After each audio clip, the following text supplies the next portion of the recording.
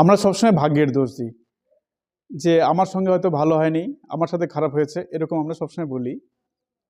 সবসময় এখন বেশিরভাগ এই জিনিসটাই দেখা যাচ্ছে যে মানুষের মধ্যে হতাশা হয়ে যাচ্ছে, মানুষ হতাশাগ্রস্ত হচ্ছে, সবসময় নিজেকেই দোষারোপ করছে। ভগবান আমার সাথে ভালো করেনি, আমার নাকটা লম্বা করেনি, আমার চোখটা বড় করেনি, আমার হাইট দেয়নি, আমাকে চেহারা দেয়নি, এরকম আমরা ভাবি। একটা ছোট গল্প বললে আপনারা সুন্দরভাবে বুঝতে পারবেন যে একদিন একটা সভা চলছিল, সন্তদের সভা, সাধু সন্তদের সভা। সেখানে একটা কলসি ছিল। এই কলসির মধ্যে একজন সজ্জন ব্যক্তি ওর মধ্যে গঙ্গাজল ভরে রেখেছিল। তো ওই সভায় একজন লোক সেখানে গিয়েছিল, বাইরে থেকে সে দেখছে, আর ওই কলসিটা বাইরে রাখা আছে, ওর মধ্যে গঙ্গাজল ভরা আছে। কেউ যাবে, কারো যদি পিপাসা লাগে তাহলে এই গঙ্গাজল পান করবে। তখন সেই ঘাড়াটাকে দেখছে, মানে ওই কলসিটাকে দেখছে আর ভাবছে কলসিটা কত ভাগ্যশালী, এর মধ্যে খাল বিল পুকুরের কলের জল নেই, এর মধ্যে কি আছে, গঙ্গা জল আছে। আর গঙ্গা জল যেটা হচ্ছে পরম পবিত্র, সেই জল রাখা আছে। এবং সবচেয়ে বড় ব্যাপার যে এটা সাধু সন্তদের কাজে আসছে। সত্যি খুব ভাগ্যশালী যার মধ্যে গঙ্গা জল আছে এবং সন্তদের কাজে লাগছে। তো সে এক সাইডে বসে ভাবছে।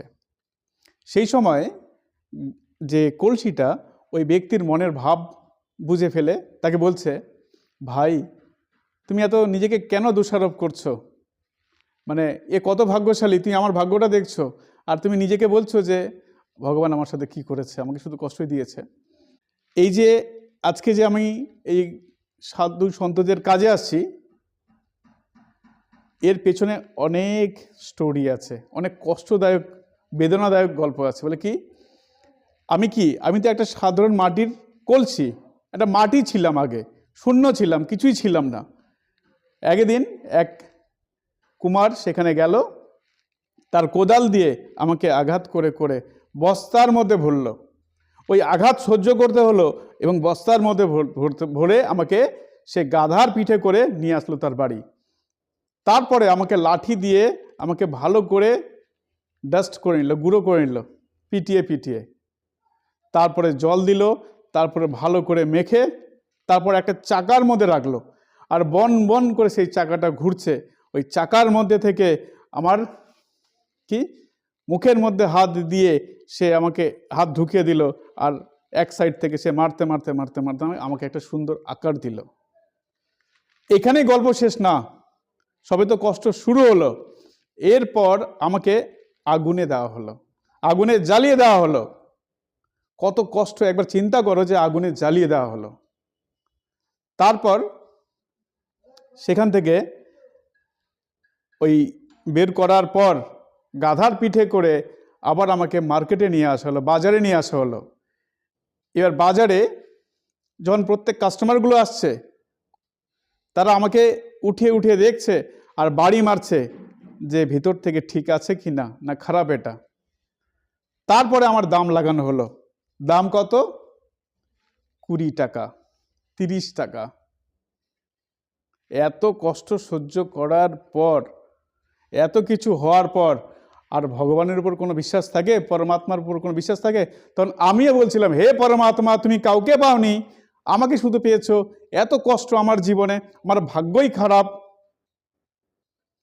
আমার জীবনটাই বেকার, তুমি বেকার জন্ম দিয়েছো আমাকে, আমার জন্মে শুধু কষ্ট কষ্ট ছাড়া আর কিছু নাই।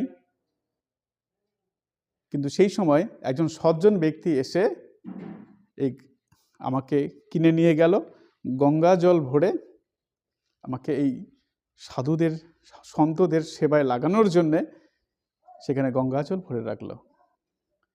তখন আমি অনুভব করলাম যে আমাকে যে কোদাল চালাচ্ছিল আমার উপরে, তখন আমি বুঝলাম এটা তার কৃপা ছিল। তার কৃপা ছাড়া এটা কখনো সম্ভব নয়। তারপরে আমি অনুভব করলাম সে যখন আমাকে আগুনে জ্বালালো, এটাও তার কৃপা ছিল। বাজারে এসে সে যখন আমাকে বাজিয়ে বাজিয়ে সবাই দেখছে, এটাও তার কৃপা। পরমাত্মার কৃপা বোঝা, তার লীলা বোঝা আমাদের পক্ষে সম্ভব নয়। এই জন্য যে কোনো পরিস্থিতি আসুক, আমরা যাতে কখনো না ঘাবড়াই, কখনো যাতে হতাশাগ্রস্ত না হই, আর কখনো যাতে সেই পরম পিতা পরমেশ্বর ভগবানকে আমরা তার দিকে যাতে আঙ্গুল না তুলি। আমাদের সম্ভব নয় তার লীলা বোঝার।